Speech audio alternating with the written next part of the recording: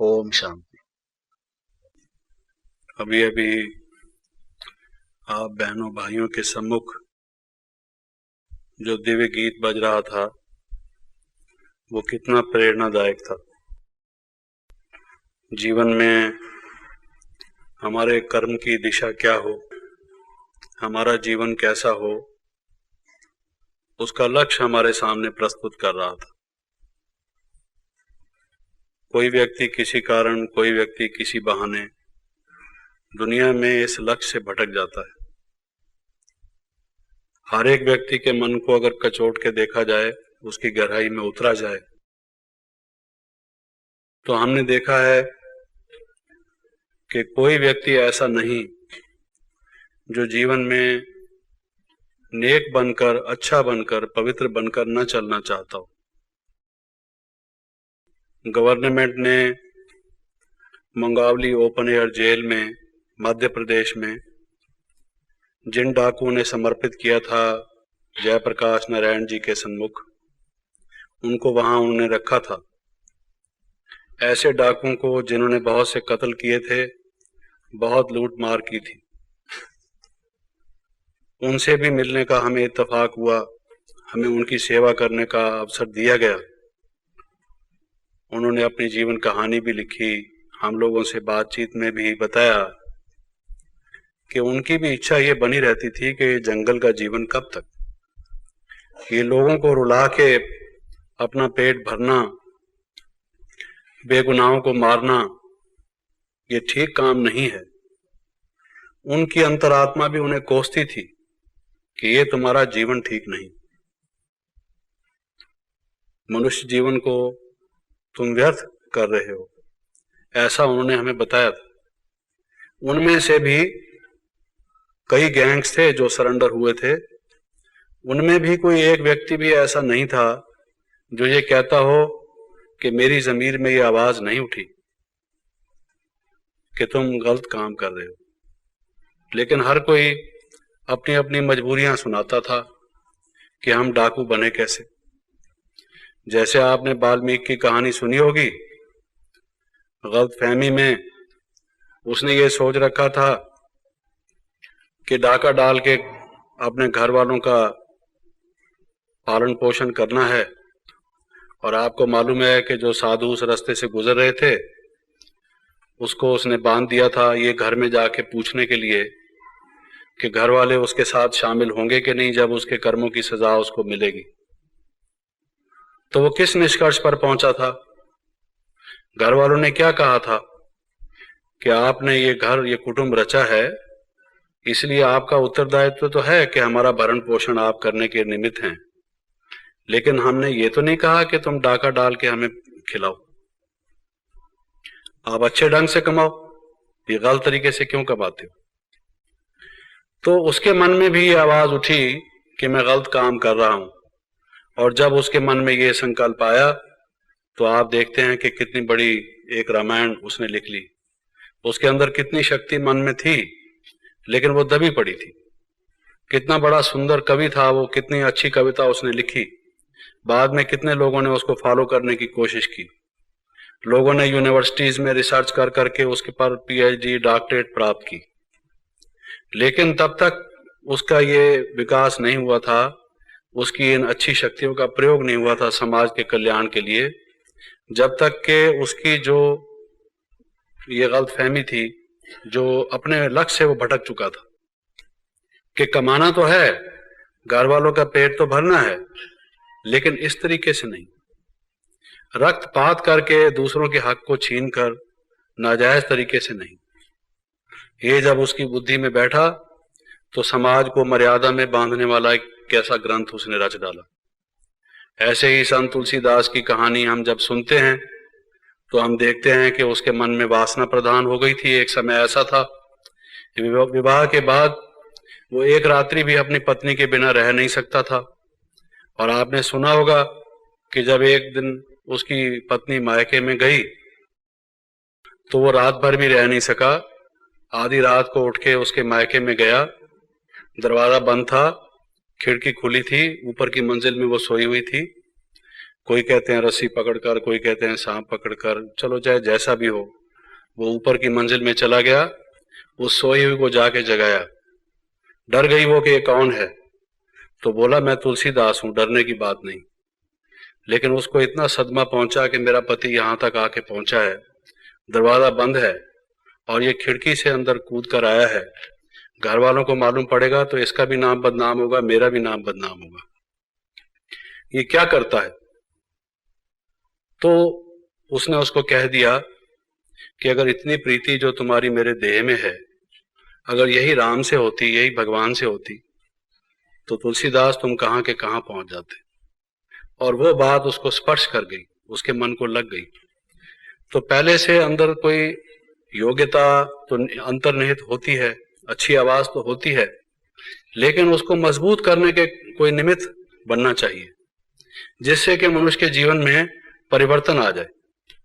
तो मैं कह ये रहा था कि आज तक संसार में हम कितने देशों में गए, कितने लोगों से मिले, राजनीति के क्षेत्र में बड़े हैं बहुत से लोग, व्यापार के क्षेत्र में बड़े हैं, उद्योग के क्षेत्र में बड़े हैं, लेकिन हम लोग उनकी कमियां, कमजोरियां, खराबियां भी सामने आती हैं, तो भी हमने ये देखा है कि अंदर उनमें थोड़ी सी ये आवाज भी, चाहे मध्यम हो, है जरूर कि हमें जीवन में अच्छा बनना चाहिए, नेक बनना चाहिए, ऊंचा उठना चाहिए।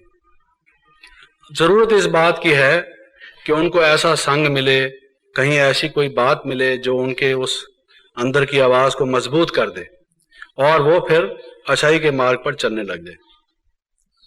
जैसे मैंने प्रारंभिक दिन जब यहाँ उद्घाटन समारोह हो रहा था, तब भी कहा था कि हर एक व्यक्ति चाहता है, आप देखिए लोग शांति पाठ करते हैं बैठकर, ओम शांति देव अंतरिक्ष गम शांति पृथ्वी शांति रापा, शांति मंत्र का पाठ करते हैं। अवश्य ही उनके मन में शांति की इच्छा होती है, जब ही तो करते हैं। भावना उनकी यही होती है कि घर में शांति हो, परिवार में शांति हो, समाज में, विश्व में शांति हो। लेकिन कई बार जब अभी उठते हैं, पत्नी से पूछेंगे खाना बना, हमें काम पर जाना है, जल्दी लाओ, वो कहेंगे अभी तो नहीं बना। तो रोज तुम लेट करती हो, ये है वो है, मैं नहीं खाता, मैं जा रहा हूं। वो शांति पाठ एक तरफ रह जाता है, अशांति पाठ शुरू हो जाता है। तो इच्छा एक है और मनुष्य का कर्म, मनुष्य दूसरा कर बैठता है। उसका कारण यह है कि ये हमारा विवेक दुर्बल हो गया है। क्योंकि आप देखेंगे, एक बात सब मानते हैं कि जैसा कर्म हम करेंगे वैसा फल हम भोगेंगे।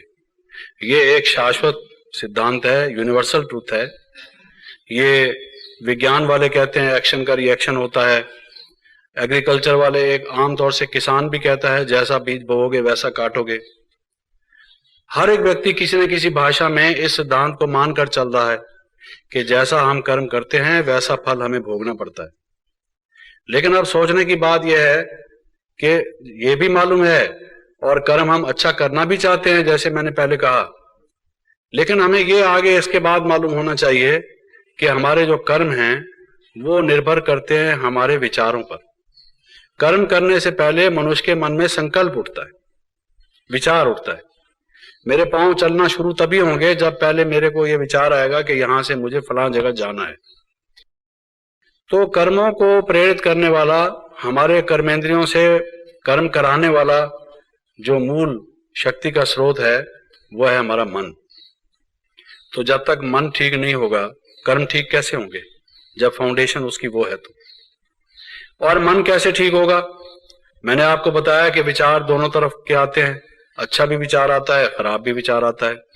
समाज का वातावरण इतना दूषित हो चुका है, लोग देखते हैं कि ये व्यक्ति बेईमानी से काम करके, अदला बदली करके, कई हथकंडे अपनाकर इसने कई कारें ले ली, कई नौकर रख लिए, कई भवन बना लिए, सोना चांदी इकट्ठा कर लिया, इसकी प्रतिष्ठा हो गई समाज में। जब व्यक्ति उसको देखता है कि ये तो पनप रहा है और मैं अच्छा नेक नेक की बात कह के मैं पिछड़ गया हूं, लोग ये शब्द प्रयोग करते हैं, ये मेरा शब्द नहीं है, कहते हैं कि हम बैकवर्ड हो गए, हम पिछड़ गए।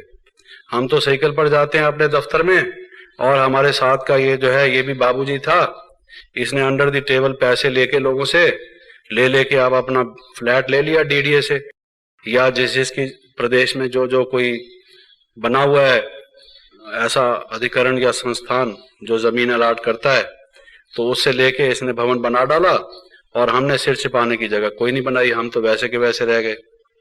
तो लोग आमतौर से ये कह देते हैं कि हम तो पिछड़ गए और ये आदमी हमसे आगे निकल गया।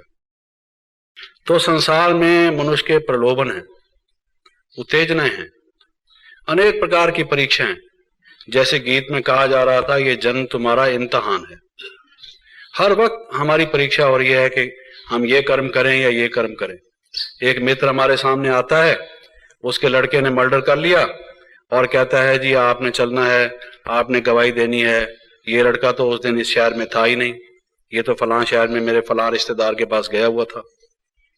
और आपको लगता है कि ये हमारा पुराना मित्र है, हम पर विश्वास करके आया है, लड़के की लाइफ एंड डेथ का सवाल है, और अगर हम इसको इस समय मदद नहीं करते, हमारी सारी उम्र की इससे मित्रता दोस्ती ये खत्म हो जाएगी।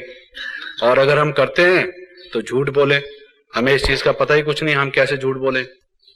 तो ऐसे बहुत से लोग हमारे जो मित्र कहलाते हैं वो हमें गलत हमसे काम कराने के लिए आ जाते हैं।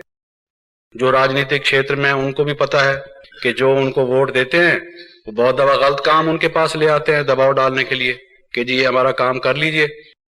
वो अंदर से उनको आवाज आती है ये काम ठीक नहीं है, हम नहीं करना चाहते, लेकिन समझते हैं कि ये ओपिनियन लीडर है, इसको हमने बिगाड़ दिया, ये तो जगह जगह हमारा खिलाफत करेगा। समस्या है मनुष्य के सामने, कोई उस समस्या से आगे नहीं झुकते, कहते हैं नहीं हम तो, हमारी क्लीन पॉलिटिक्स है, हमारी वैल्यू बेस्ड पॉलिटिक्स है, हम गलत काम नहीं करेंगे। नाराज होता है तो क्या है, हम आखिर असूल भी हमारे जीवन की कोई चीज है कि नहीं। आखिर लोगों को एक दिन मालूम पड़ जाएगा कि ये असूल का व्यक्ति है, बिगड़ता है तो हम कोई इसको जानबूझ के ना थोड़ी कर रहे हैं। जो करने जैसा काम है वही करेंगे, जो नहीं करने जैसा वो कैसे इसके कहने से कर देंगे। ऐसे भी लोग होते हैं, और ऐसे भी होते हैं जो थोड़ा दबाव में आकर उस समय जल्दी में जैसे मन की स्थिति होती है, अगर सतोगुणी वृत्ति हो तो मनुष्य ना कर देता है, कमजोरी हो थोड़ा मन में किसी वक्त मनुष्य दबा हुआ सा हो तो ना चाहते हुए भी अनमने मन से मान लेता है। तो हमारा मित्र मंडल, हमारे आसपास के लोग, हमारा सर्कल भी ऐसा हो गया है जो हमें मजबूर करता है हम इस किस्म के काम करें।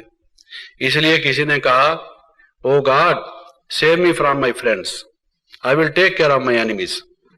दुश्मनों से तो मैं अपने आप निपट लूंगा, हे भगवान आप मुझे मेरे दोस्तों से बचाओ।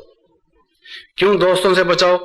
दोस्तों से मिलना बातचीत करना तो अच्छा लगना चाहिए, और भगवान को बैठ के प्रार्थना कर रहा है कि हे भगवान आप मुझे मेरे दोस्तों से बचाओ। क्यों? ऐसी ऐसी जो उल्टी मत दे, मनुष्य को दलदल में फंसाए, गलत रास्ते पर ले जाए, वो हमारा कोई सही माने में दोस्त थोड़ी है। आज नहीं तो कल हम पकड़े जाएंगे। वो कहते हैं भी भगवान के दरबार में देर है, अंधेर तो नहीं, न्याय तो होगा। अगर हम इस बात को मानकर चल रहे हैं कि कर्मों का फल हमें मिलेगा, तो हमें यह सोचना चाहिए कि is he my friend in real sense of the term और ही इज माई एनिमी। इसलिए गीता में यह कहा गया है, हे अर्जुन आत्मा अपना ही शत्रु भी आप है, आत्मा अपना मित्र भी आप है। अगर हम ये समझकर चलते हैं कि जो दिव्य गुण हैं, जो सतोगुण हैं, जो अच्छी मर्यादा है, अच्छे नियम हैं, उनको अगर हम अपना कर चलते हैं तो हम अपने मित्र आप हैं, हमारा कोई बाल भी बांका नहीं कर सकता। मैं आपको ऐसे अनेक अनुभव के बातें बता सकता हूं। मेरे अपने जीवन में मेरे 8 और 10 टाइम मेरे मर्डर की अटेम्प्ट्स हुई हैं, मैं आपको बताता हूं। And I have face so many problems, so many difficult situations in my life. लेकिन मनुष्य को जो सत्यता का बल है, जो अंदर से निर्भयता आती है, शरीर तो एक दिन किसी ने छोड़ना ही है, लेकिन जो ये एक मनुष्य के मन की संतुष्टता है कि भगवान की दी हुई आज्ञाओं के अनुसार जो कर्म के अच्छे नियम होने चाहिए उसके अनुसार मैं चल रहा हूं। सचमुच में अगर हमारा निश्चय अडोल है, अडिग है, तो मैंने अनुभव किया है, I can give you so many practical events from my life, कि वो परमात्मा सर्वशक्तिमान किस प्रकार से हमारी सहायता करता है। जहां हमारे सो कॉल्ड फ्रेंड्स भी नहीं पहुंच सकते, रिलेटिव्स भी नहीं पहुंच सकते, और सब भी इनकार कर देते हैं, वहां पर भी वो एक हमारी मदद करता है। जो उस एक का सहारा लेता है, उस एक के भरोसे चलता है, उसका वचन सत्य है। मनुष्य टल सकता है। आज मनुष्य कहेगा अरे तुम्हें क्या परवाह है, मेरा वो दोस्त प्राइम मिनिस्टर का प्राइवेट सेक्रेटरी है, या चीफ मिनिस्टर का वो साला है, या गवर्नर का भतीजा है, या फलां फलां बात है, ये काम तेरा मैं करा दूंगा। और जब कोई गलत तरीके से आपने काम किया, कल आप जाएंगे किसी गलत काम को कराने के लिए, पहले तो अपनी सेल्फ रेस्पेक्ट, अपना प्रेस्टीज खराब करेंगे। चलो फिर आपने काम किया भी सही, आपको मालूम है महाराष्ट्र के चीफ मिनिस्टर ने अपनी लड़की को एमडी में पास कराने की कैसे कोशिश की, अपनी कुर्सी से भी हाथ धोया, प्रतिष्ठा से भी हाथ धोया, फायदा क्या हुआ? तो सूनर और लेटर मुझे आप एक दृष्टांत दीजिए अपनी लाइफ में से कि फलां व्यक्ति उल्टा काम करता गया और वो उसका रिजल्ट ये हुआ कि वो कामयाब हो गया, जिसको लोग कहते हैं वो अच्छा हो गया। I want to know that example. मैंने अपने मेरे शरीर की उम्र 60 साल है, इस 60 साल में बहुत ऑब्जर्व किया है, अखबारों में भी लोगों को देखा है, अपने अड़ोस पड़ोस में जानकारी में भी लोग मुझे मालूम है, मैंने किसी को नहीं देखा कि उल्टे काम उसने किए हों, बुरे काम किए हों और उसके मन में शांति रही हो। एक बात, और आज नहीं तो कल वो पकड़ा ना गया हो, और अगर वो छूटा भी हो तो उसका रिजल्ट खराब ना हुआ हो। इसलिए किसी ने कहा है अंत बुरे का बुरा, अंत भले का भला। ये आपको दिखाई देगा कि ये आदमी बढ़ता जा रहा है, लेकिन वो गिरेगा 8वीं मंजिल से। जो अभी पहली मंजिल भी चढ़ गया, दूसरी मंजिल भी चढ़ गया, तीसरी मंजिल भी चढ़ गया, चौथी मंजिल भी चढ़ गया, जब समाज में उसकी प्रतिष्ठा हो गई, ये बहुत बड़ा उद्योगपति है और चेंबर ऑफ कॉमर्स और इंडस्ट्रीज का चेयरपर्सन है, और जो 5-7 बड़ी इंडस्ट्रीज हैं उनमें से ये आदमी पूंजीपति है, और जब लोगों को पता लगेगा कि सारा पैसा इसने बेईमानी से कितना इकट्ठा कर रखा है, कोई निहायत बेशर्म आदमी होगा जो मुंह दिखाने लायक रहेगा। जिस दिन रेड हो गया अखबारों में उसके खिलाफ हेडलाइंस में निकलेगा, उस दिन उसके हार्ट की बीट क्या होगी अगर डॉक्टर जाके मुआयना करे, और वो बाकी भी, वो तो उस दिन की बात छोड़ दीजिए, लेकिन बाकी जीवन भी जो उसका है, मैंने ये देखा है कोई व्यक्ति उल्टा काम करता है और लोगों को मालूम हो या ना हो, उसको तो स्वयं को तो मालूम है कि मैंने ये गलत काम किया है, अंदर से वो सिग्नल, वो घंटी बजती रहती है कि तू पापी है, तू खराब है, तेरा मुंह काला है, तूने उल्टा काम किया है, दुनिया वाले तेरी प्रतिष्ठा करते हैं लेकिन तू आदमी खराब है। अंदर से उसकी जमीर कभी भी उसको सपोर्ट नहीं करती कि तू अच्छा आदमी है, भले जहां जहां वो जाए लोग उसके बायोडेटा में, उसके परिचय कराने में कितनी ऊंची ऊंची बातें कह दें, क्योंकि वो नहीं जानते छिपा हुआ क्या करता है, लेकिन उसको स्वयं तो मालूम है। तो ऐसे व्यक्ति को क्या चैन की नींद आ सकती है, सुख की नींद वो सो सकता है?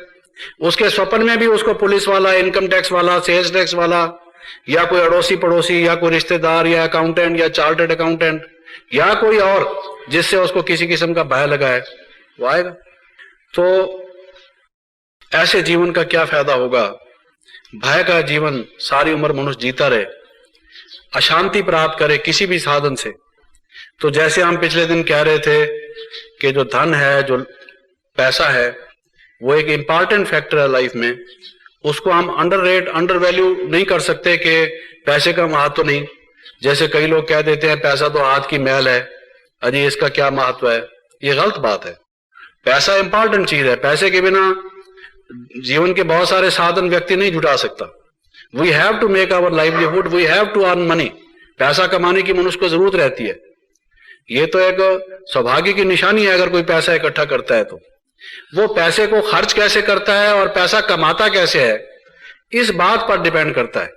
अगर कोई ऑनेस्टी से अच्छे तरीके से पैसा कमाता है, उसको ये कला आती है, 200 आदमियों को धंधा भी देता है, मार्केट में अच्छी गुड्स भी ला के लोगों की सेवा करता है, ऑनेस्टी से पैसा कमा के फिर अच्छे कामों में लगाता भी है, समाज सेवा में भी वो करता है, तो he is a fortunate person. ये उसको कला है तो ये तो उसकी महिमा की बात है।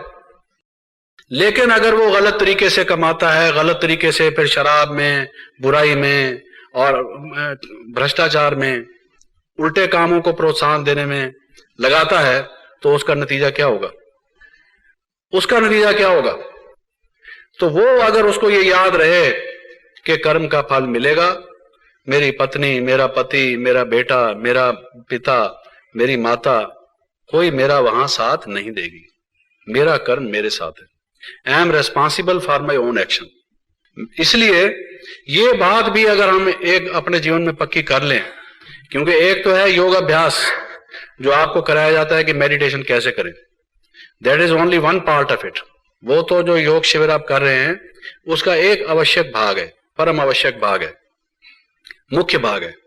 उसका दूसरा भाग यह है कि योगी जीवन सिर्फ वो आधे घंटे का योग अभ्यास नहीं, मैं आत्मा हूं, मैं ज्योति बिंदु हूं, मैं परमपिता परमात्मा की संतान हूं, परमात्मा शांति के सागर हैं, आनंद के सागर हैं, ये है योग अभ्यास जो कि जरूरी है। मैं उस पर भी आपको आऊंगा कि कैसे जरूरी है।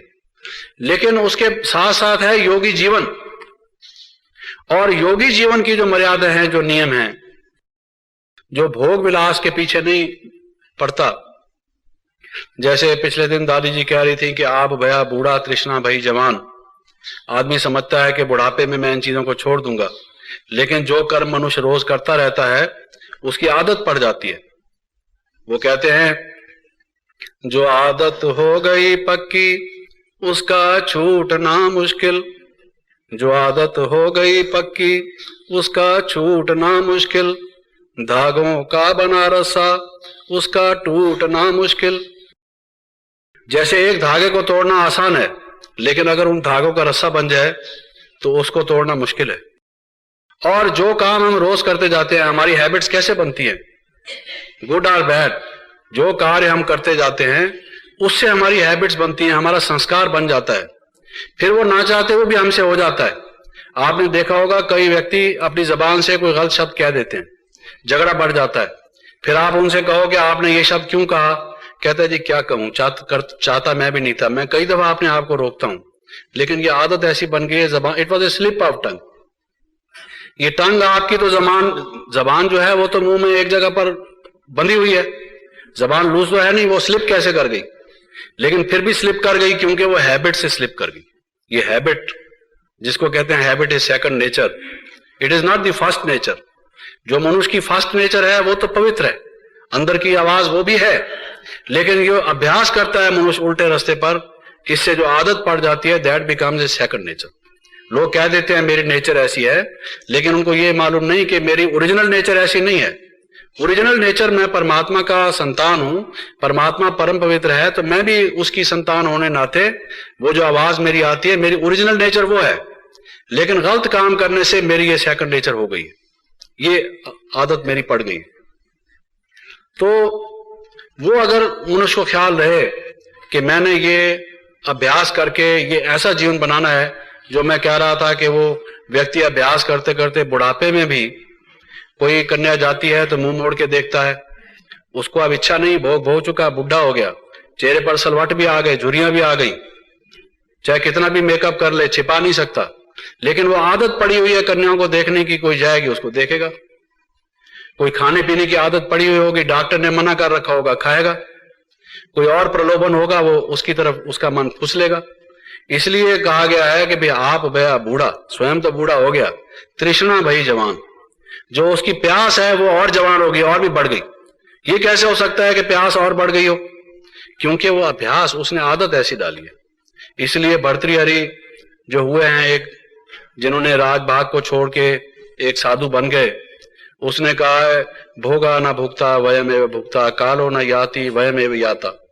ये लोग समझते हैं कि समय जा रहा है, वास्तव में समय नहीं जा रहा, जहां हम रहे। जैसे माँ कहती है मेरा बेटा 2 साल बड़ा हो गया, लेकिन वो 2 साल उसकी उम्र कम हो गई, सोचने का तरीका है। इसी तरीके से जो भोग हम भोगते हैं, हम समझते हैं कि हमने भोगा है, लेकिन हमें ये मालूम नहीं कि उसका दूसरा पहलू ये भी है कि भोग हमें भोग रहे हैं। हम जितना कुछ खाते हैं, हमारे बॉडी की वियर एंड टियर तो होती है ना, हमारी अंतड़ियां चीज को हजम करती हैं, दांत उसको चबाते हैं। जो हमारे पहले दांत थे 25 साल 30 साल पहले, आज दांत वैसे थोड़ी है। जो अंतड़ियां पहले थी जवानी की उम्र में, अब वैसी थोड़ी है। उनकी वियर एंड टियर हो गई, क्योंकि रोज काम करती है वो। जैसे कार को आप चलाते रहेंगे तो उसकी वियर एंड टियर होगी, उसकी डेप्रिसिएशन होगी। तो न केवल हम भोगों को भोगते हैं, बल्कि भोग भी हमें भोग जाते हैं, ये भी हमें याद रखना चाहिए।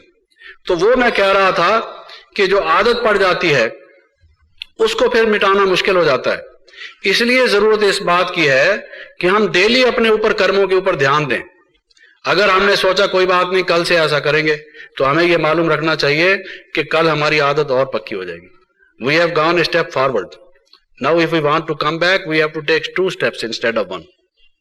जितना हम आगे जाएंगे गलत रास्ते पर, फिर जब हमें मालूम पड़ा हमने गलत रास्ता आ गए, उतना ही मुड़ के पीछे वापस जाना पड़ेगा। It's like that. तो योगी जीवन हमारा हो। मैं ये कह रहा था कि जो योग शिविर आप कर रहे हैं उसका ये दूसरा पहलू है, और उसमें ये जरूरी है कि हम जो ये योग अभ्यास के साथ साथ योगी जीवन है इसका ध्यान रखें, और है दोनों का कनेक्शन। मैं आपको अपने जीवन में से एक दृष्टांत देना चाहता हूं। अभी थोड़ा टाइम पहले मुझे आते हुए हुआ था, 1952 के एंड में मैं इस ईश्वरी विश्वविद्यालय के संपर्क में आया था। तो जब मैं पहले दिन इस ईश्वरी विश्वविद्यालय में आया तो एक बहन जिन्होंने मुझे प्रथम शिक्षा दी, उन्होंने मुझे एक बात कही कि क्रोध नहीं करना चाहिए। तो मैंने कहा कि क्रोध नहीं करना चाहिए, बात तो इन्होंने अच्छी कही है, but it is nothing unique. ये तो सब धार्मिक स्थान जो है, संस्थाएं सब कहती हैं क्रोध नहीं करना चाहिए। सो इन्होंने भी कह दिया क्रोध नहीं करना चाहिए, अच्छी बात तो है, लेकिन कोई विशेष नहीं है कि भैया और संस्थाओं से कोई इन्होंने अलग सी बात कही हो। सुन लिया मैंने। फिर उसके बाद उन्होंने उसमें ऐड किया कि जब हम कहते हैं क्रोध नहीं करना चाहिए तो हमारा भाव यह है कि जब कोई हमारी निंदा करता है, हमें अपमानित करता है, हमारे साथ कोई ऐसा व्यवहार करता है जो हमें अखरता है, क्रोध ना करने का प्रश्न तभी आता है। आगे पीछे कोई क्रोध क्यों करेगा? तो उत्तेजनादायक परिस्थिति में क्रोध नहीं करना चाहिए, ये भाव उन्होंने उसको स्पष्ट किया।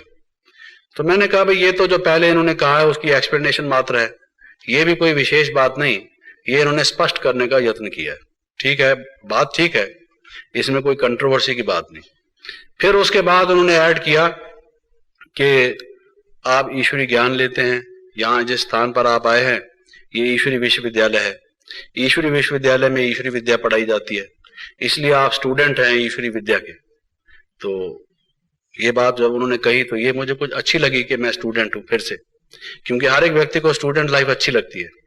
और साथ में ये कह दिया कि जो विद्या पढ़ता है उसकी परीक्षा भी होती है, इम्तिहान भी आते हैं। हम सब इस बात के अनुभवी हैं कि जब हम पढ़ते थे उसके बाद हमारे एग्जामिनेशंस भी हुए। तो ये उन्होंने जब कहा कि इसकी परीक्षा भी होती है तो ये भी मुझे थोड़ा अच्छा लगा। लेकिन उसके साथ उन्होंने ये कह दिया कि आम तौर से जो स्कूलों और कॉलेजों में लोग पढ़ते हैं उसकी परीक्षा के लिए तो डेट शीट पहले आ जाती है कि फलां हाल में फलां डेट से फलां पहला पेपर आपका ये होगा, तो वो पहले से निश्चित होता है इस सब्जेक्ट में आपका परीक्षा आएगी। लेकिन यहां पर जो है ये सारा विश्व एग्जामिनेशन हाल है, और बिना डेट शीट के, बिना पूर्व सूचना के, आपका रोल नंबर दिए बिना कभी भी आपकी परीक्षा कहीं भी हो सकती है। ये जब उन्होंने कहा, इसलिए ये याद रखना कि आप ईश्वरी विद्या के विद्यार्थी हैं और इसकी परीक्षा कभी भी कहीं भी हो सकती। तो ये मुझे लगा कि एक अच्छी बात है जो मेरा ध्यान खिंचवाएगी कि मेरा कभी भी, क्योंकि इम्तिहान के लिए मनुष्य तैयार रहता है। जो भी अच्छा विद्यार्थी हो, सोचता हो कि मैं अच्छे मार्क्स लूं, तो उसको ये एम रहता है कि परीक्षा आ गई है, अब मैं थोड़ा पढ़ूं, खेलना कूदना छोड़कर आप थोड़ा अटेंशन दूं। तो मुझे लगा कि जो इन्होंने धारणा की बात बताई है, अब इस तरफ मेरा इन्होंने ध्यान और आकर्षित किया है, तो ये एक अच्छी बात है जो इन्होंने कहा है। मैं कभी कोई परिस्थिति आएगी तो ये समझूंगा कि बजाय इसके कि ये कहूं कि परिस्थिति आ गई थी इसलिए मैं विचलित हो गया, उसकी बजाय अब मैं ये समझा करूंगा कि परीक्षा आ गई, उसमें मुझे पास होना है। तो ये एक अच्छा दृष्टिकोण इन्होंने दे दिया।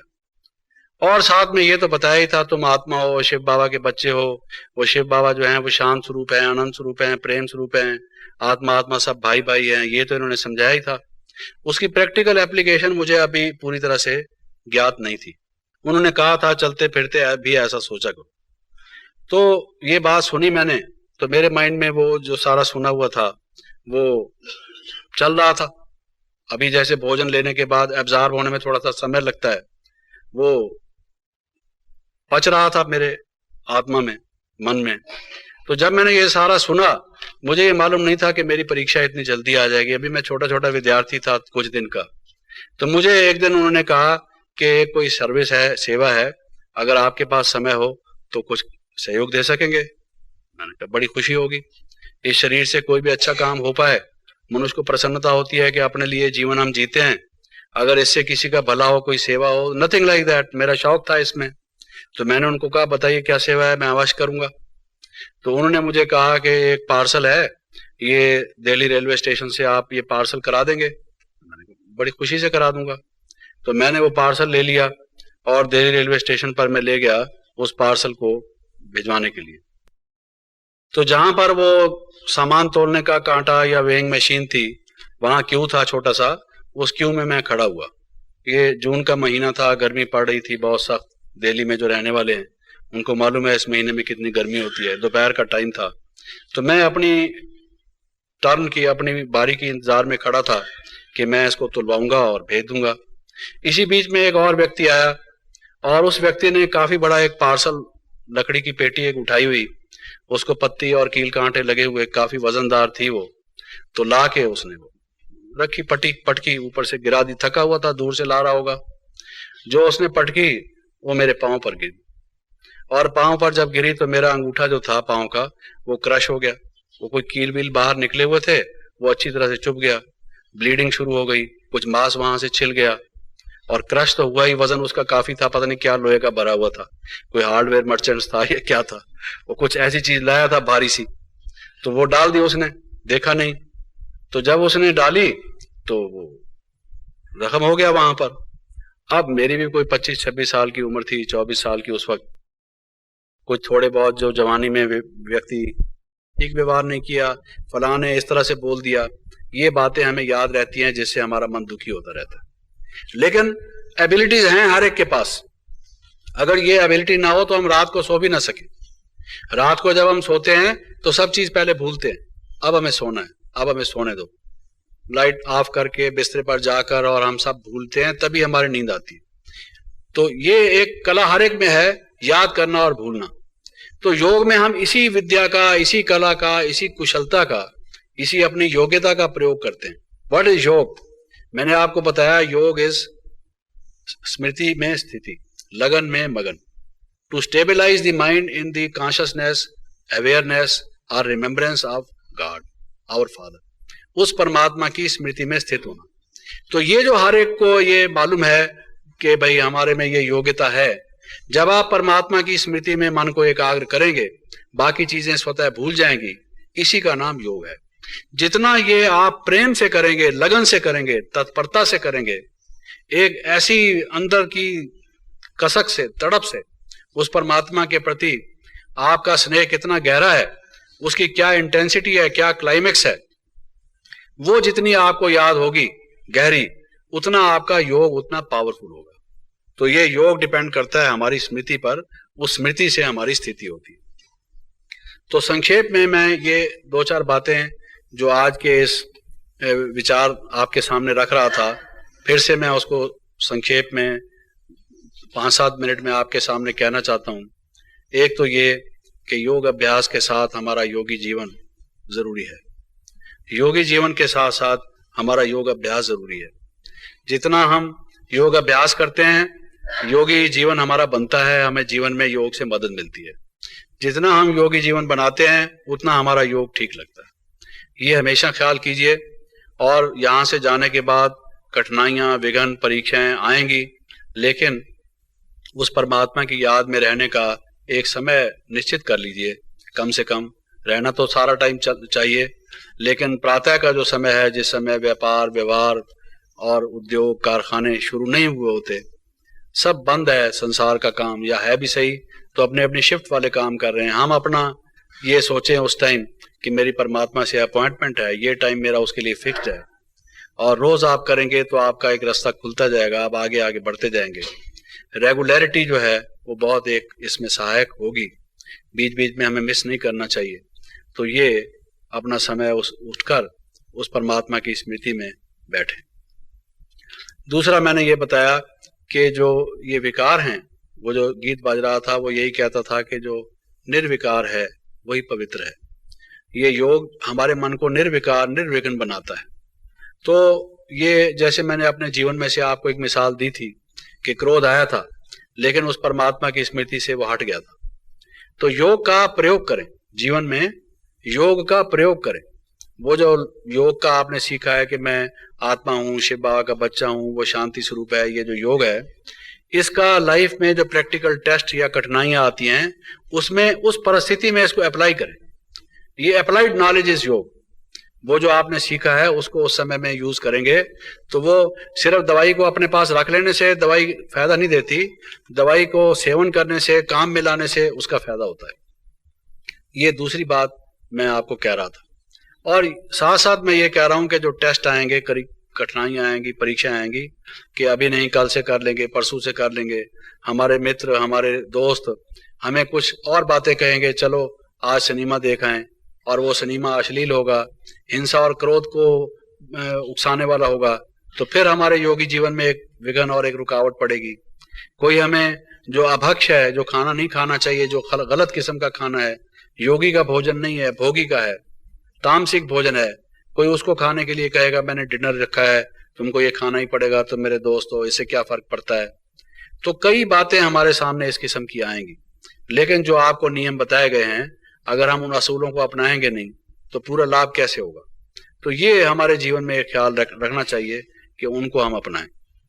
और जैसे कि मैंने कहा, विशेष रूप से जब परमात्मा से हमारा जितना गहरा प्रेम प्यार होगा, हम समझ लेंगे कि वो हमारा परम पिता है, परम माता है, सखा भी है, स्वामी भी है, और वो हमारा सहारा है, वही हमें पार लगाने वाला है, इत्यादि इत्यादि। हर प्रकार से हमारा प्रेम जब उधर होगा, वो प्रेम हमारा शुद्ध होगा, और ये प्रेम ये है जो संसार को जीने योग्य बना सकता है, सुखमय बना सकता है। अभी संसार में लड़ाई झगड़ा, फसाद, दुश्मनी, ईर्ष्या, द्वेष, इससे ही ये संसार नरकमय हो गया है। और इस संसार में प्रेम आ जाए तो यही संसार सुखमय हो जाएगा। और ये प्रेम जब हम अपना परमात्मा से जोड़ लेंगे तो हमारा प्रेम शुद्ध हो जाएगा, निस्वार्थ हो जाएगा, हम दूसरों से भी ये प्रेम कर सकेंगे, और समाज की सेवा भी हम इस तरह से कर सकेंगे, ये जगत सुखमय बन जाएगा। प्रेम एक बहुत आवश्यक चीज है, ये ईश्वरी गुण है। लेकिन आज कई लोग काम विकार को, वासना को प्रेम कह रहे हैं, सेक्स को सेक्स की बजाय लव कह रहे हैं। कई जो लोभ है, ग्रीड, उसकी बजाय उसको प्रेम समझ रहे हैं, है वो विकृत रूप प्रेम का।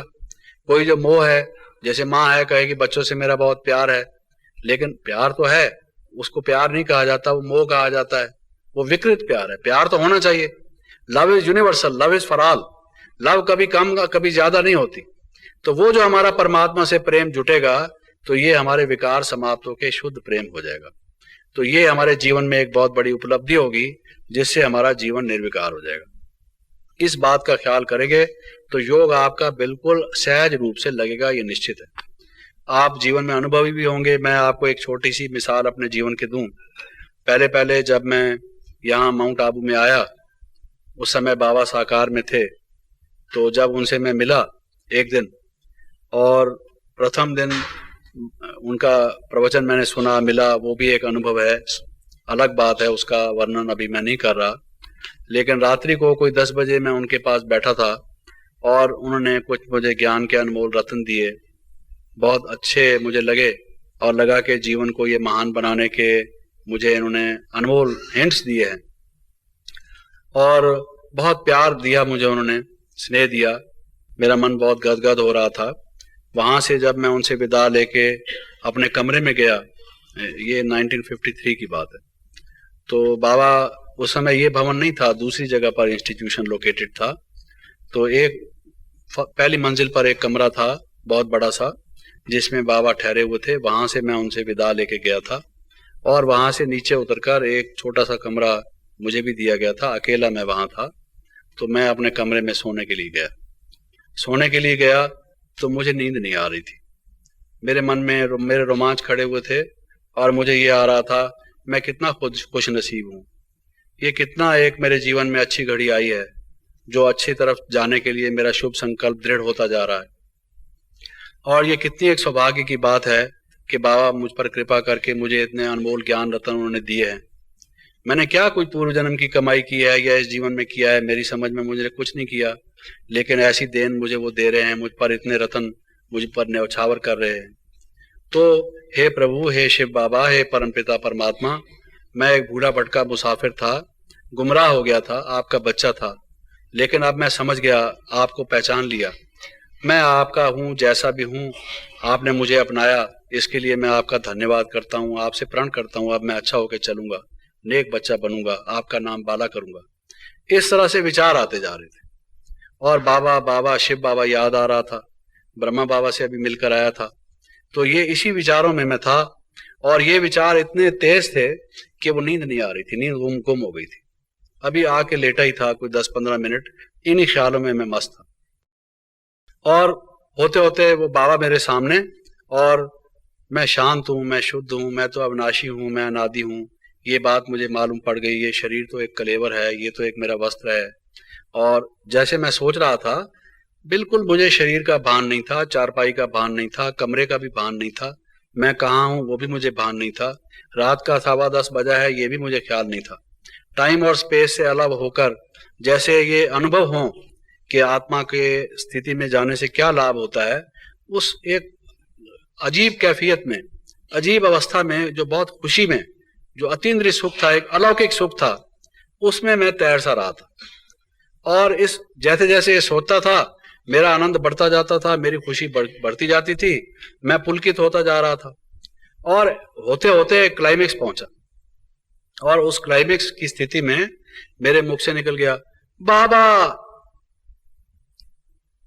मेरे उस वक्त माइंड ने दो काम किए। एक तो मैं अपने को संभाल नहीं सका, उस प्रेम से विभोर होकर मेरे मुख से निकला बाबा, आवाज। और दूसरा मेरा जो मन का दूसरा जो एक, जैसे कहते हैं ना भी कार में ब्रेक भी होती है, स्टार्टर भी होता है, तो स्टार्टर तो चल गया, ब्रेक भी अप्लाई होने की कोशिश कर रही थी। मन ये कह रहा था कि तू क्या करता है, 10:15 बजा है, आवाज करता है, आसपास लोग सोए पड़े होंगे। जैसे ही आवाज निकली बाबा, तो वो अंदर की एक सूक्ष्म चेतन ने थोड़ा सा उसको कंट्रोल किया कि इतने जोर से निकली नहीं, वरना मन ऐसी स्थिति में आके पहुंच चुका था कि शायद वो जितनी माइक्रोफोन पर आप सुन रहे हैं इससे भी ज्यादा वो आवाज निकलती, उतनी नहीं निकली, एक बीच की सी आवाज निकली, तो जैसे कोई पास बैठा हुआ ही सिर्फ सुन सके, बाबा। जैसे ही मैंने ये कहा, उस एक क्षण के बाद क्या देखता हूं कि बाबा मेरे कमरे में आ गए। मैं तो ऊपर से आया था, बाबा तो वहां लेट रहे थे, और मैं तो उनसे विदा लेके आया था। मेरा कमरा भी वहां से दूर था, वो था भी नीचे के उसमें, और मैंने कोई ये सोचा भी नहीं था कि बाबा आ जाएंगे। मुझे तो देखकर बड़ा आश्चर्य होगा कि मैं क्या देख रहा हूं, ये मैं ख्याल में देख रहा हूं या साकार में देख रहा हूं, प्रैक्टिकल इन चर्म चक्षुओं से देख रहा हूं। बाबा जैसे ही मेरे कमरे में प्रवेश हुए और बाबा ने कहा, बच्चे बच्चे बच्चे, ये शब्द बाबा ने कहे, तो मैं तो जैसे कोई सिसकियां भरता है, पुलकित होता है, और उठ के बाबा से बगलगीर हो गया और उस प्रेम में खो गया। लेकिन जैसे मैंने पहले एक आपको अनुभव सुनाया कि आत्मा जो शांत हुई, जो उसने मेरे को बक्स मारा था या मुझ पर फेंका था, तो मेरी जो आत्मा शांत हुई, वो मेरे जीवन का एक अनुभव था जिसने मुझे बताया कि महान कैसे बना जाता है। इस घटना ने मुझे और पक्का कर दिया कि योग कैसे लगाया जाता है। अगर तुम्हारा मन से प्यार होगा, जिसको प्यार से याद करोगे, वो बेतार के भी उसके पास पहुंचेगा। आप अपने जीवन में अनुभवी होंगे, आप प्रेम से, बड़े गहरे प्रेम से जिसको याद करते हैं, आप तार ना भेजें, टेलीफोन ना करें, टेलेक्स मैसेज ना भेजें, लेकिन ये बेतार का जो वायरलेस मैसेज है वो उसके पास पहुंचता जरूर है। अगर आप किसी से घृणा या द्वेष करते हैं तो भी उस व्यक्ति के मन को स्पर्श करता है, और अगर आप बहुत प्रेम से किसी को याद करते हैं तो भी उसके मन को जाके खटखटाता है कि ये व्यक्ति तेरे से प्यार करता है। बोले कुछ भी ना, लेकिन आपको अंदर से गवाही मिलती है कि ये प्यार करता है। तो सोने का टाइम था और मैं जैसे जैसे याद कर रहा था, मुझे ऐसा, उससे बाद में मैंने जब उसका विश्लेषण किया, मेरे मन में ये समझ आई कि मैं जैसे जैसे बाबा को प्रेम विभोर होकर याद कर रहा था, वो याद बाबा के पास पहुंच रही थी, वो डिस्टेंस और टाइम को उलांघ कर बाबा के पास पहुंच रही थी, और बाबा वहां से उठ के आए। उनके उठने के आने का जो टाइम लगा, उसी टाइम मेरे याद की जो क्लाइमेक्स बढ़ती गई, और नतीजा उसका ये हुआ कि बाबा जैसे ही वो क्लाइमेक्स पहुंची और बाबा भी आके पहुंचे। तो मुझे ये लगा कि अगर परमात्मा को इतने प्यार से मैं याद करूं कि मेरा मन उछल मारे। एक गाय की छोटी बछड़ी हमने देखी है, छलांगे लगाती है, जैसे उसकी माँ आ जाती है, जब उसको जंगल से घुमा के चरवाहा ले आता है घर में, वो बच्ची खूंटा तोड़ती है, बछड़ी जो है ऐसे उछलती है, ऐसे उछलती है, उसको बड़ी मुश्किल से काबू करके रस्सा भी उसका, वो जिसने रस्सा पकड़ रखा हो उसको भी पकड़ के धकेल के ले जाती है। मेरी माँ आ गई है, उसको ऐसा प्यार आता है। जानवर में भी ये एक समझो कि है प्यार किसमें नहीं, हर एक व्यक्ति में है, लेकिन मैंने बताया कि वो प्यार काम वासना का, लोभ का, मोह का रूप लिए हुए है।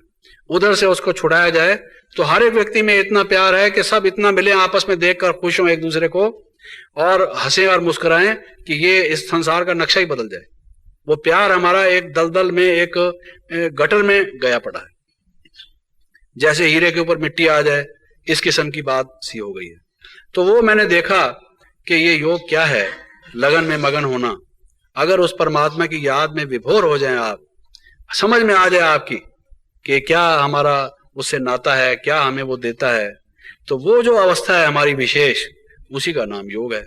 तो मैंने उसके बाद ये समझ लिया कि जो हमारी आत्मा पर जंग लग गया है, जैसे किसी चीज पर जंग लग जाए उसको मिट्टी के तेल में डाल के या किसी और साधन से साफ करते हैं, ये जो विकार हमारे खराब कर गए हैं हमारे मन को, हमारी जमीर को, हमारी अंतरात्मा को, इसको जब हम परमात्मा से जोड़ते हैं प्रेम से, प्रेम ही एक साधन है जो परमात्मा तक आपको पहुंचा सकता है, और कोई साधन नहीं। उसको जानने के बाद उससे प्रेम करना।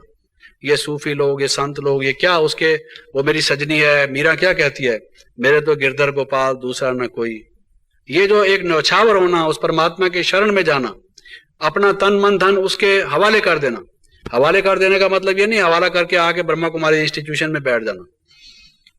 हवाले कर देना माना मन से उसको अर्पित करके उसके ट्रस्टी होके चलना, उसको किसी गलत काम में न लगाना, प्रयोग ना करना। तो ये जो हमारे मन की एक स्टेज है, जब इसमें हम आते हैं, उसी का नाम योग है। और ऐसा हमारा अगर जीवन बन जाए तो हम निहाल हो जाएं, धन धन हो जाए। संक्षेप में फिर से यही कहता था कि दिनों दिन आपका प्रेम उस परमात्मा से बढ़े, पवित्रता आपकी विकसित हो, आप वो पवित्रता और योग का जो आनंद है, जो उसकी उपलब्धि है, उसके आप धनी बने।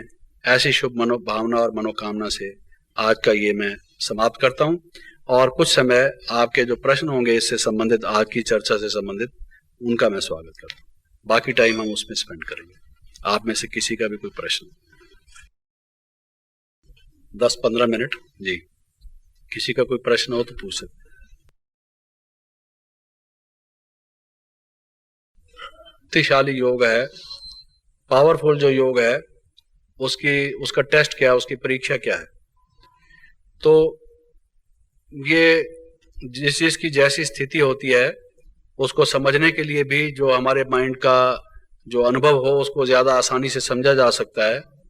लेकिन संक्षेप में मैं यही कहूँगा कि जो योग ठीक अगर हमारा लगा होगा, पहले पहले तो हमें साथ साथ ये महसूस होगा कि वेटलेसनेस, शरीर का अनुभव हमें नहीं होगा, और उससे न्यारे होकर हम जैसे कि हल्के लाइट फील करेंगे और आनंदमय और शांतमय स्थिति में अनुभव करेंगे।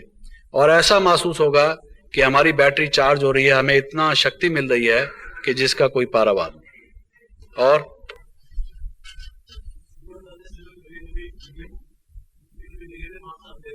जी जी, थॉट्स को थॉट्स से ही दूर किया जा सकता है। जैसे किसी के शरीर में कोई कांटा चुभा हो तो कांटा निकालने के लिए सुई और चबोनी पड़ती है, तभी वो कांटा निकलता है। कांटे, सुई भी एक प्रकार का कांटा ही है, तो कांटे को निकालने के लिए कांटे की ही जरूरत है, तो थॉट को निकालने के लिए थॉट की ही जरूरत है। जैसे विष को दूर करने के लिए जो दवाई दी जाती है उसका एंटीडोट दी जाती है, इसी प्रकार से जिस प्रकार के थॉट्स नेगेटिव चल रहे हैं, आप उससे अपोजिट थॉट्स, जो पॉजिटिव थॉट्स हैं, वो विचार करेंगे तो नेगेटिव थॉट दूर होंगे। अंधकार को दूर करने के लिए क्या किया जाता है? लाइट लाई जाती है। अंधकार को दूर करने का और कोई तरीका नहीं, you have to bring in light and the darkness will vanish. इसी तरीके से नेगेटिव थॉट्स, जब आप पॉजिटिव थॉट्स लेंगे तो नेगेटिव थॉट्स समाप्त हो जाएंगे। और किसी का कोई प्रश्न हो? जी भाई जी, हैं जी? हाँ, आपका प्रश्न है कि क्या कौरव और पांडव जो हैं वो सही मानों में कोई ऐतिहासिक व्यक्ति थे इस पृथ्वी पर, कोई इस जिस्म में, शरीर में कोई हुए कोई व्यक्ति विशेष थे? तो ऐसा है कि ये प्रश्न आज की चर्चा से संबंधित तो नहीं है, लेकिन आपने किया है, अब मैं इसका जवाब दूंगा, उसके बाद आपके और प्रश्न मेरे ख्याल में उठेंगे। हाँ, तो इसलिए ये एक चर्चा का विषय अलग है, परंतु मैं ये एक बताना चाहता हूं कि जो 5 नाम पांडवों के बताए गए हैं या 100 नाम कौरवों के बताए गए हैं, वो प्रतीक हैं, जो एक उस समय के समाज के प्रतीक हैं, जब लोग कौरवों की तरह से भी जीवन जीते थे, पांडवों की तरह से भी जीवन जीते थे। लेकिन कम संख्या में लोग थे जो पांडवों की तरह से जीवन जीते थे, और अधिक संख्या में लोग थे जो कौरवों की तरह से धर्म से भ्रष्ट जीवन जीते थे। इसलिए उनकी संख्या 100 और उनकी संख्या 5 बता दी गई है। जैसे आप कहते हैं जी 5% लोग अच्छे होंगे, 95% तो खराब होंगे। It is a way of saying. तो आपने कोई गिना नहीं, it is just a rough estimate आप लोगों से जो मिलते हैं। तो उस समाज में जिसमें के 5% के करीब या उससे भी कम लोग, थोड़े से इने गिने लोग जो अच्छाई की तरफ थे और अधिकांश लोग जो बुराई की तरफ थे, उनके प्रतीक को लेकर ये किया गया है। एक समय के बारे में ये कहा गया है, ये ऐसा समय हमारे जीवन में, हमारे इतिहास में हुआ है। कोई 5000 वर्ष पहले का समाज जो था उसमें इस तरह के वृत्तांत हुए। ऐसे एग्जैक्टली हुआ वो नहीं, बट दे आर सिंबॉलिक। वो उस समय की हिस्ट्री को रिप्रेजेंट करते हैं, बट नॉट एग्जैक्टली लिटरली। कोई सिर्फ शाब्दिक रूप से नहीं, लेकिन प्रतीकात्मक रूप से। ये हमारा ऐसा मंतव्य है। आप देखेंगे कि स्वयं महाभारत में लिखा हुआ है कि ये एक वृक्ष की तरह से है, जिसमें के 2 वृक्ष उसमें बताए गए हैं कि एक है जिसका बुराई बीज है, एक है जिसका भलाई बीज है। और बुराई के बीज रूपी वृक्ष से कौरव, उसके शाखें पत्ते वगैरह हैं, और जो अच्छाई का बीज है उससे पांडव कैसे हैं, और इत्यादि इत्यादि। लेकिन जैसे कि मैंने आपको कहा, ये मैं आपको संक्षेप में उत्तर दे रहा हूं। इसके बाद आपके प्रश्न जरूर उठेंगे, लेकिन उस प्रश्नों को फिर बाद में किसी समय आप व्यक्तिगत रूप से। हाँ जी, और कोई प्रश्न?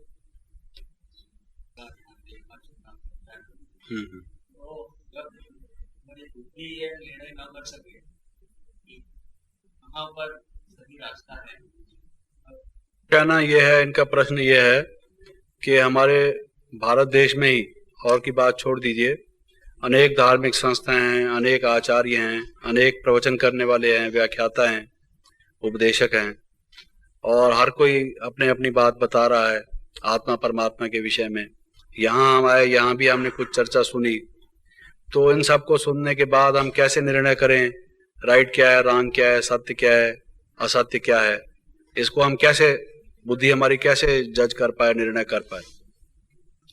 तो क्या है कि इसके कई उत्तर हो सकते हैं, लेकिन अरिस्टोटल, जो अरस्तु नाम का एक दार्शनिक हुआ है, ग्रीक फिलासफर, उसने ये कहा है कि जो सत्य है उसमें 3 विशेषताएं होंगी, 3 लक्षण होंगे। जो ट्रुथ है, इट विल बी लाइट। पहली चीज यह है, उससे आपको प्रकाश मिलेगा। कौन सी चीज क्या है, वो आपको प्रकाश मिलेगा। नॉलेज या ट्रुथ इज लाइट। दूसरा है कि नॉलेज और ट्रुथ इज माइट। आपको केवल उससे प्रकाश नहीं मिलेगा, शक्ति मिलेगी। तीसरी बात यह है कि नॉलेज और ट्रुथ इज वर्चू।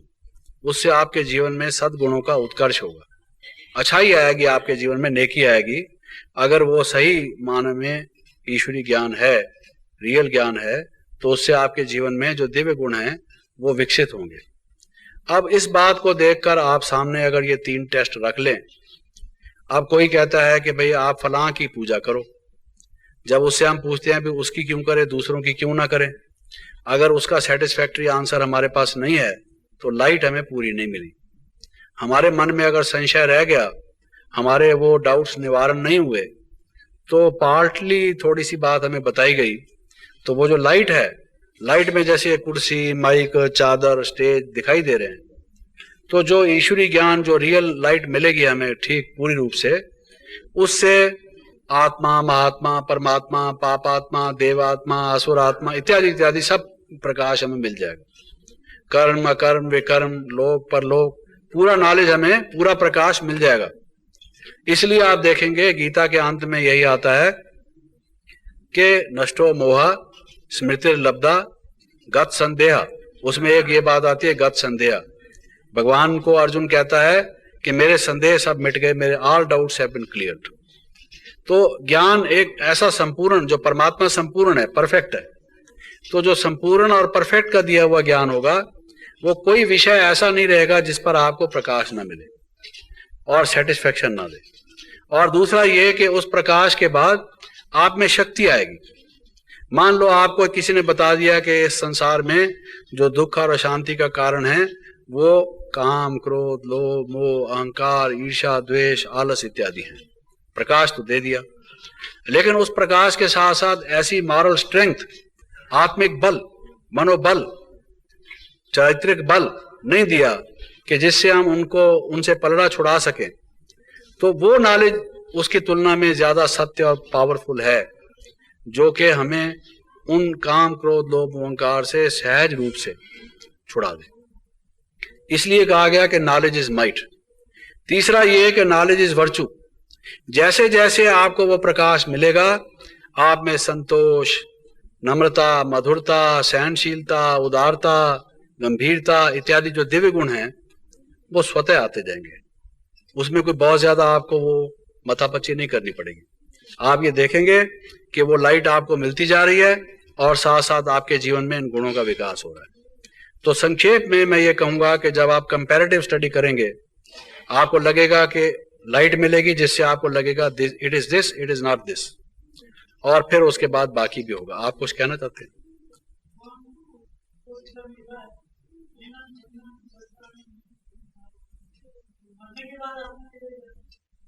बाद आत्मा अपने संस्कारों के अनुसार, अपने किए हुए कर्मों के अनुसार, अपने संचित कर्मों के अनुसार पुनर्जन्म लेती है। इसलिए वो गीता में ये भी साथ साथ कहा हुआ है कि ये जैसे चोला एक उतार दिया जाए, दूसरा चोला ले लिया जाए, ये शरीर एक वस्त्र के समान है।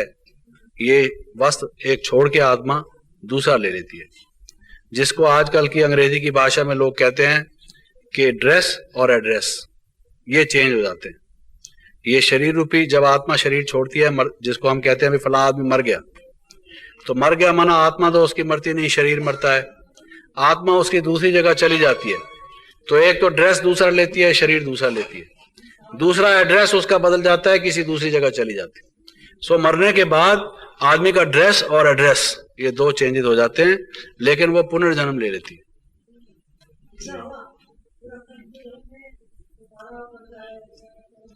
क्या करता है?